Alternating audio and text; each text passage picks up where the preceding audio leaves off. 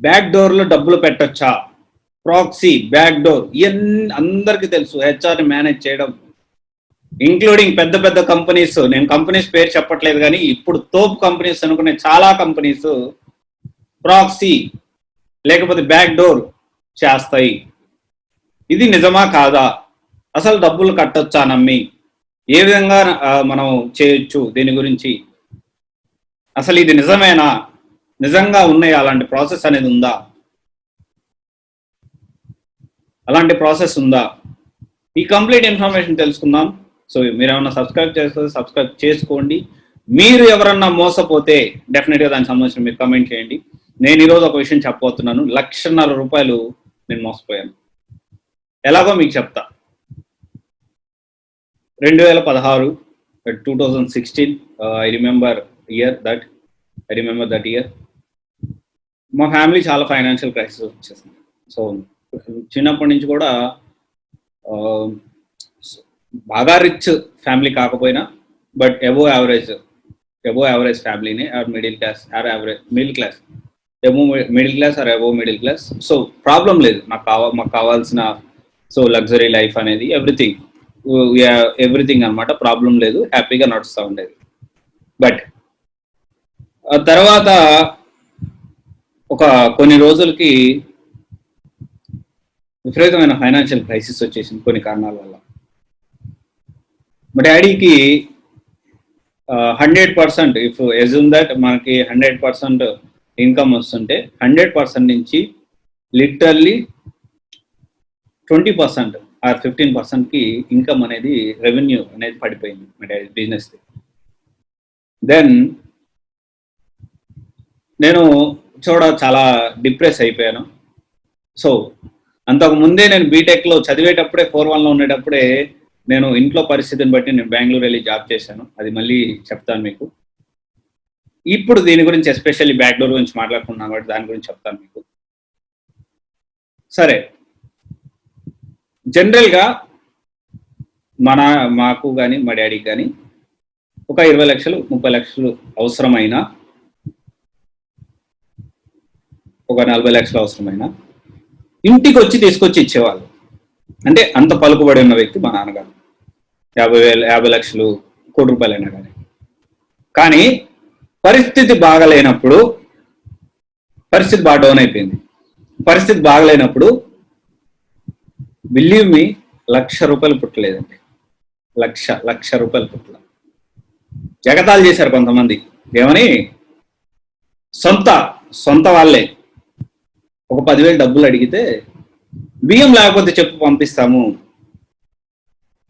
లేకపోతే ఇంకా వేరే ఇంకా ఎగతాళిగా ఎకసెకలాడారు, బాగా ఎకసెకలాడారు. ఒకానొక టైంలో మా నాన్న ఈ డిప్రెషన్ తట్టుకోలేకపోయాడు. ₹1,00,000 అంటే నా కోర్సుకి కనీసం 20,000 కూడా నేను పెట్టలేని పరిస్థితి ఆ రోజు. సరే, నేను ఇంకా 6 నెలలు 7 నెలలు 8 నెలలు నేను ఇంట్లోనే 7 నెలలు నేను ఇంట్లోనే ఉన్నాను. కేవలం డబ్బులు లేక, కోర్సుకి డబ్బులు లేక. 20,000 15,000 10,000 కూడా అప్పుడు నాకు లేవు కోర్సుకి. ఈ మొత్తం టెన్యూర్, నేను బీటెక్ 4-1లో ఉన్నప్పుడు నేను 2 months నేను బెంగళూరు వెళ్ళి 3 months నేను బెంగళూరు వెళ్ళి జాబ్ చేశాను, పార్ట్ టైం జాబ్ చేశాను, ఫుల్ టైం జాబ్ చేశాను చెప్పాను కదా. దానివల్ల 4-1లో నాకు 4 సబ్జెక్ట్స్ వెళ్ళిపోయాయండి. 4 సబ్జెక్ట్స్ పోయాయి. 4-2 అయిపోయిన తర్వాత ఈ సబ్జెక్టులు ఎట్లా ఒకవేళ క్లియర్ చేసుకున్నాను. కానీ ఏంటంటే పోయాయి సబ్జెక్టులు, ఈ డిప్రెషన్లోకి వెళ్ళిపోయా. నేను మర్చిపోయా, నేను బీటెక్లో చదివేటప్పుడే నేను జాబ్ చేశాను. అది టెలికాలింగ్ జాబ్, టెలికాలర్గా బీపీఓలో చేశారు. క్రెడిట్ కార్డ్ సెక్షన్ అండి, ఎంటైర్ క్రెడిట్ కార్డ్ సెక్షన్ లో ఆ కంపెనీ పేరు వచ్చేసి ఎటాస్ వరల్డ్ లైన్, నా ఫస్ట్ కంపెనీ. బీపీఓగా చేశాను credit card section. So but అది నేను మర్చిపోయాను, ఎందుకంటే నేను బీటెక్ డిగ్రీ లేకుండానే నేను జాబ్ తెచ్చుకున్నాను అనే విషయం మర్చిపోయి, మాకు తెలిసింది బాగా దగ్గర మనకు మా ఊరే తెలిసిన అన్న చెప్పాడు. ఆ అన్న జాయిన్ అయ్యాడు కూడా. సరే అని చెప్పి, నాకు తెలిసిన వాళ్ళు చెప్పారని చెప్పి జాయిన్ అయ్యారు. సరే అని చెప్పి నేను కూడా వెళ్ళి మాట్లాడడం. సరే, చిన్నగా 6 నెలలకి 7 నెలలకి నాకు డబ్బులు వచ్చాయి. సో 6 నెలలు చాలా కష్టాలు పడ్డాం, అది వేరే విషయం. ఎందుకు చెప్తున్నా అంటే ఆ పరిస్థితి అలా ఉండింది. ఎలాగా చాలా కష్టమైన పరిస్థితి. జనరల్గా మాది కోస్టల్కి దాదాపు ఒక 12 కిలోమీటర్ల దూరం అండి. జస్ట్ సముద్రం అనేది మాకు 12 కిలోమీటర్ల దూరం. నాన్ వెజ్ అనేది బాగా తింటాం. నాన్ వెజ్ అనేది అటు ఎయిదర్ చికెన్, మటన్ కానీ, ఫిష్ కానీ, ప్రాన్స్ కానీ, ఇలా 1.5 ఇయర్ అట్లీస్ట్ మేము సరిగ్గా కూర కూడా చేసుకోలేని పరిస్థితి అండి. అంటే మీకు అది కూర కూడా అంటే ఈ చికెన్ ఇవన్నీ ఎందుకు తిన్నాను అని ఎందుకు చెప్పానంటే, మేము కూర కూడా తెచ్చుకోలేని పరిస్థితి. పచ్చడి తెచ్చుకొని ఒకసారి పచ్చడి తెచ్చుకుంటే 3 days 4 days అలాగే తినేవాళ్ళం. అలాగా ఒక 1 year అనేది గడిచిన తర్వాత సరే ఇంకా నాన్నకి సరే నాన్న ఇది పరిస్థితి, సరే ఇంకా అలా గడిచింది. సరే ఎలాగో డబ్బులు అనేది మా నాన్న ఏర్పాటు చేశారు. నేను హైదరాబాద్ వెళ్ళాను. సో ఆల్రెడీ మా ఫ్రెండ్స్ ఐబిఎంలో అని చెప్పి ఆఫర్ లెటర్ అలాగే డబ్బులు కట్టి ఆఫర్ లెటర్ తెచ్చుకున్నారు కూడా. తెచ్చుకున్న తర్వాత నాకు కూడా నమ్మకం వచ్చింది. ఓకే, ఐబిఎం అబ్బో మంచి కంపెనీ, తోపు కంపెనీ, నీకెందుకు అయిపోయిందిరా మావా అది ఇది అని అన్నారు. రైట్, నేను నిజమే కావాలా అని చెప్పి మా నాన్న అడిగితే 50,000 మొత్తం 2.5 లక్షలు అని చెప్పారు. 50,000 అనేది ఆ పర్టికులర్ పర్సన్కి వేసాను. వేసిన తర్వాత ఇంకా ఇంటర్వ్యూకి పంపించారు నన్ను.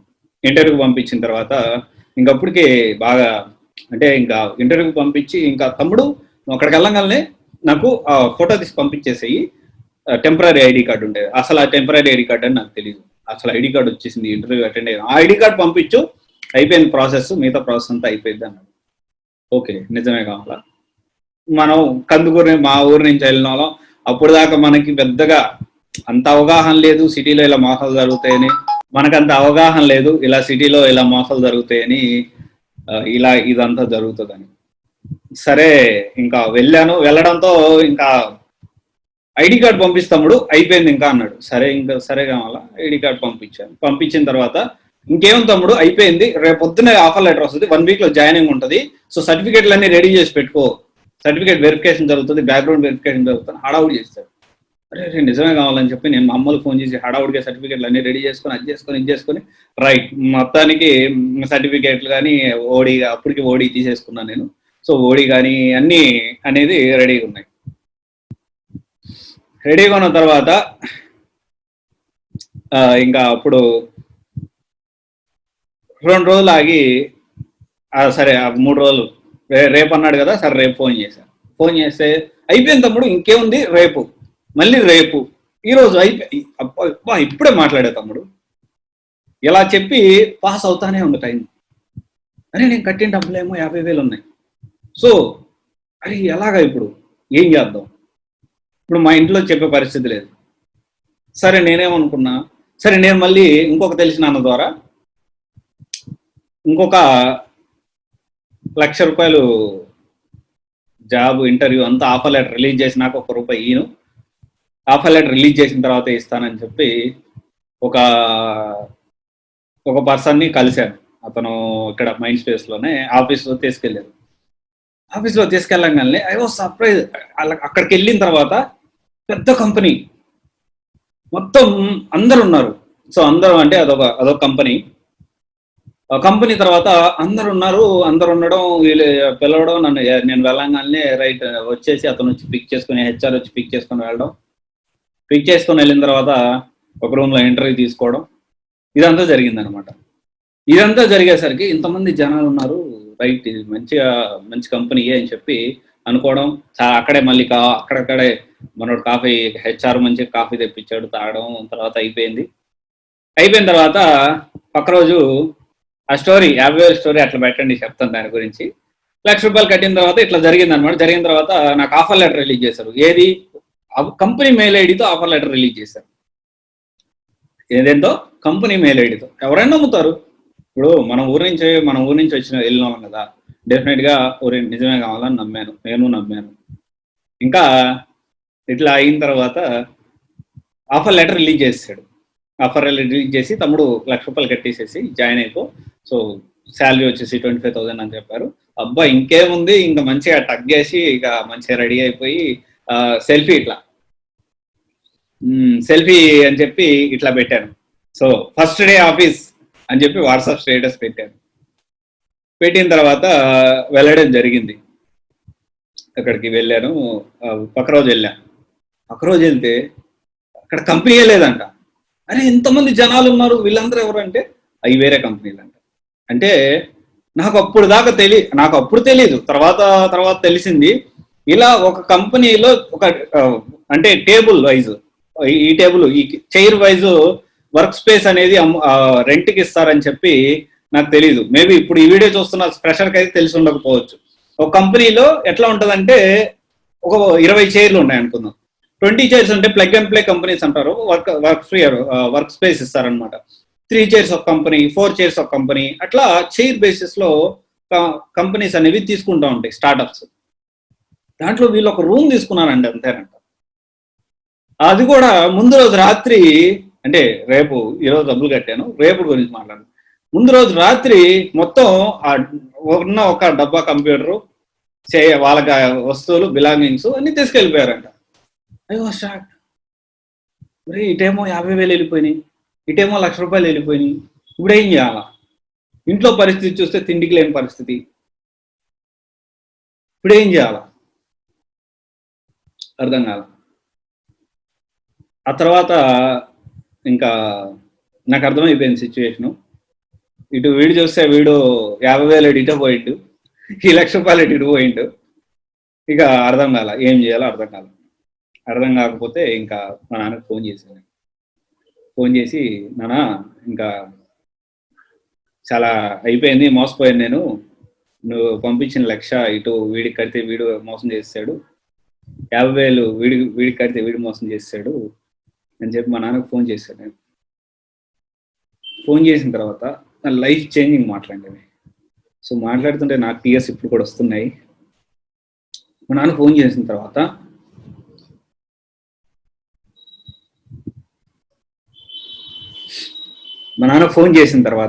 మా నాన్న ఒక మాట అన్నాడండి,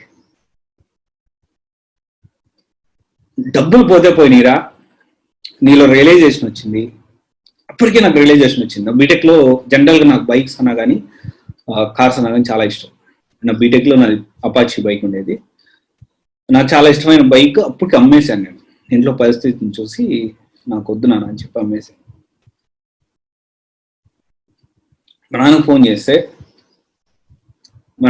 చేస్తే మా నాన్న ఒకటే మాట అన్నాడండి, అరే నీలో రియలైజేషన్ వచ్చింది, డబ్బులు ఏముందిరా, ఈ రోజు కాకపోతే రేపు సంపాదించుకోవచ్చు, కోర్సులు తీసుకోరా, ఊరకు తిరిగే వాళ్ళు పనికి వాళ్ళు జాబులు తెచ్చుకుంటూ ఇంత లేగలడు నువ్వేంద్రైతే ఎందుకని బాధపడతావు, నీలో రియలైజేషన్ వచ్చింది, అది చాలు అని చెప్పి కోర్సులు నేర్చుకోరా, నువ్వు ఏదో చేసి నేను డబ్బులు పంపిస్తా, నువ్వు కోర్సులు నేర్చుకో,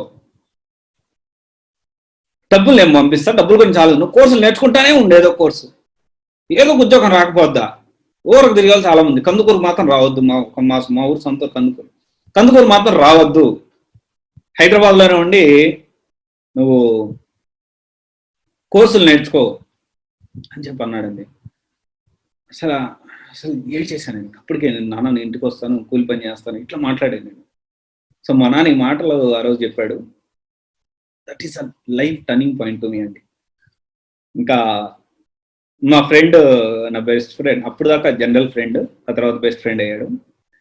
మా ఫ్రెండ్ వాళ్ళ చెల్లిని, నన్ను ఇద్దరిని డిజిటల్ మార్కెటింగ్ కోర్సులో జాయిన్ చేశాడు. డిజిటల్ మార్కెటింగ్, సో మీకు ఇది బ్యాక్ డోర్ అని చెప్పాను కదా, దాని గురించి కూడా చెప్తాను వినండి, లాస్ట్లో క్లియర్గా ఎక్స్ప్లెయిన్ చేస్తాను మీకు. 50,000 ₹1,00,000 సంగతి కూడా చెప్తాను, అది ఇంకా క్లోజ్ అవ్వలేదు, అది కూడా ఉంది, చెప్తాను వినండి.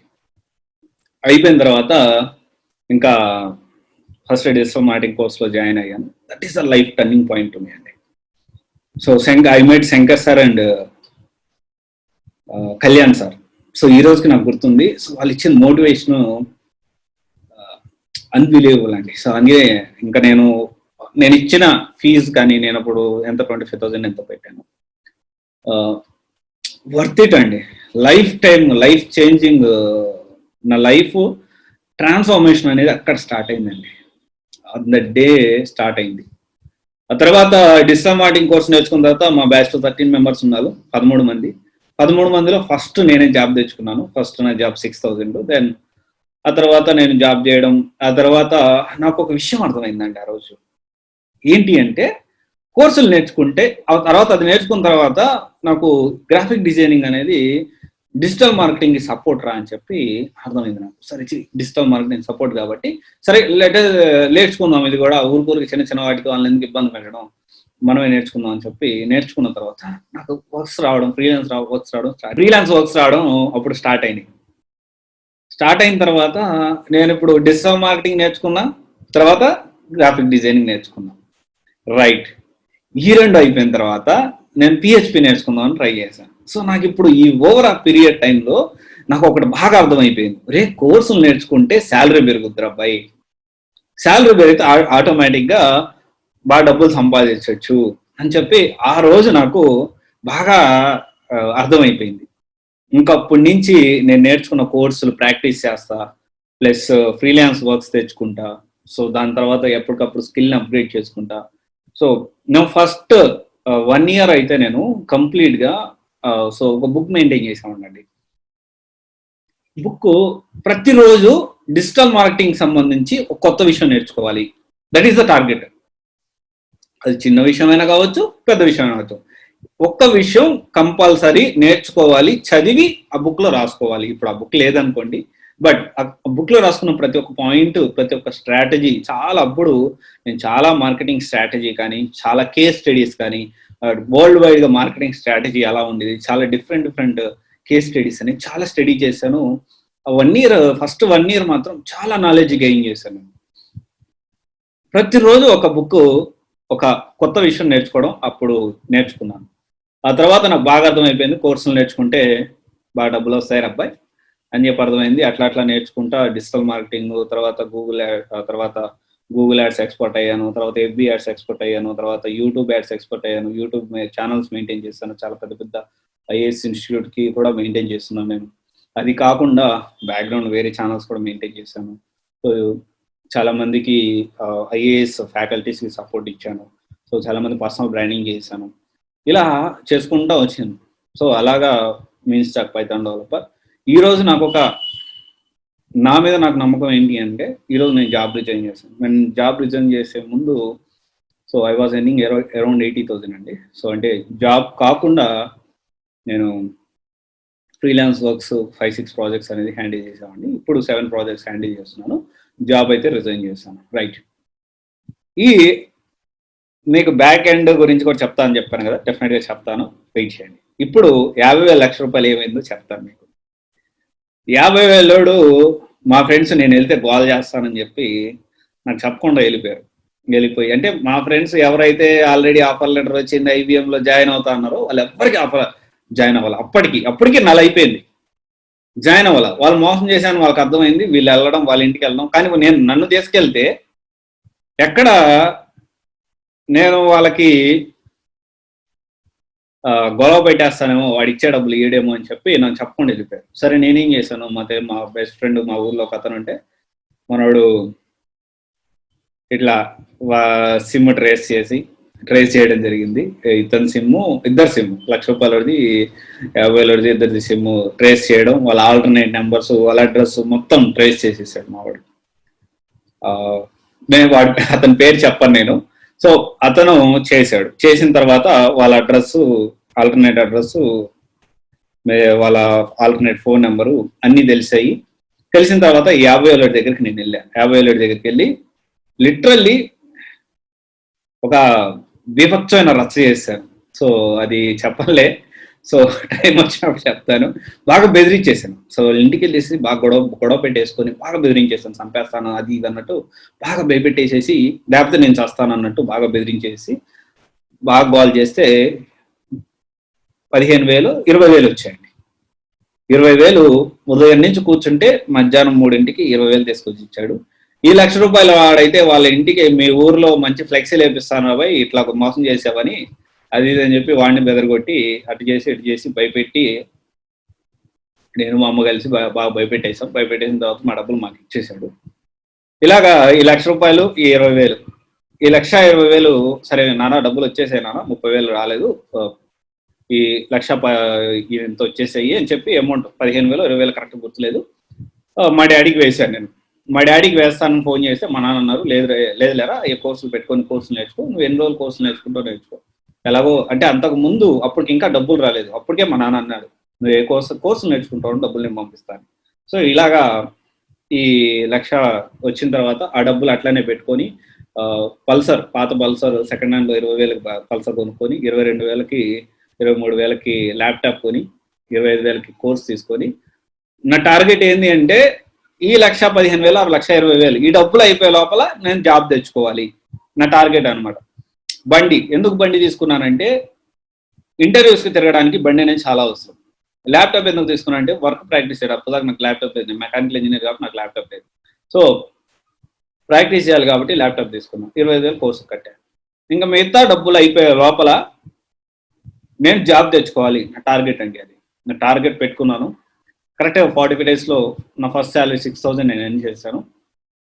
ఆ తర్వాత మీకు తెలిసిందే. ఇప్పుడు బ్యాక్ డోర్లో మనం జాబ్స్ తీసుకోవచ్చా, బ్యాక్ డోర్లో జాయిన్ అవ్వచ్చా అవ్వకూడదా, బ్యాక్ డోర్లో అసలు ప్రాసెస్ నిజంగా ఉందా అంటే డెఫినెట్గా ఉంది, ప్రాసెస్ ఉంది, లేదు అని కాదు. కానీ 60-40 60% సక్సెస్ రేటు 40% ఫెయిల్యూర్ రేటు. మన కర్మకాలి ఆ 40%లో ఉన్నామంటే మనం వచ్చిన బ్యాక్గ్రౌండ్ నుంచి మళ్ళీ కోలుకోలేమండి. ఇప్పుడు ₹1,50,000 నువ్వు పెడుతున్నావు, 2 లక్షలు నువ్వు పెడుతున్నావు, 2.5 లక్షలు నువ్వు పెడుతున్నావు, ఇంత డబ్బులు పెడుతున్నప్పుడు ఆ డబ్బులు ఒక 30,000 కోర్సుకు పెట్టు. ఇప్పుడు ₹1,50,000 నీ దగ్గర డబ్బులు ఉన్నాయి అనుకుందాం, మాదాపూర్లో ఉంటున్నావు, ₹1,50,000 నీ దగ్గర డబ్బులు ఉన్నప్పుడు 30,000 20,000 ఎంతో కోర్సుకు పెట్టావు. కోర్సుకు పెట్టిన తర్వాత సరే 30,000 పెట్టావు అనుకుందాం, 1,20,000 ఉన్నాయి, నెలకి 7,000 ఖర్చు చేసుకున్నా ఆన్ అన్ యావరేజ్. 5,000 6,000 హాస్టల్ ఉంటుంది మాదాపూర్లో, అమీర్పేటలో 3,000 4,000 కూడా ఉంటుంది. సో మాదాపూర్ గురించి మాట్లాడుతున్నాం కాబట్టి మాదాపూర్లో 5,000 6,000 5,500 6,000కి హాస్టల్ వస్తుంది, ఒక రకమైన మంచి హాస్టలే వస్తుంది. జాయిన్ అయిన తర్వాత ఎంత ఉన్నాయి ఇక్కడ, 1,20,000 ఉన్నాయి. 7 వేసుకున్నా నెలకి 7,000 వేసుకున్నా ఎన్ని నెలలు వస్తాయి నీకు? 10,000 70 ప్లస్ ఇంకొక ఎంత ఉన్నాయి 30 50 అంటే 7,000 49, ఆల్మోస్ట్ ఒక సంవత్సరం పైన వస్తాయి నీకు డబ్బులు.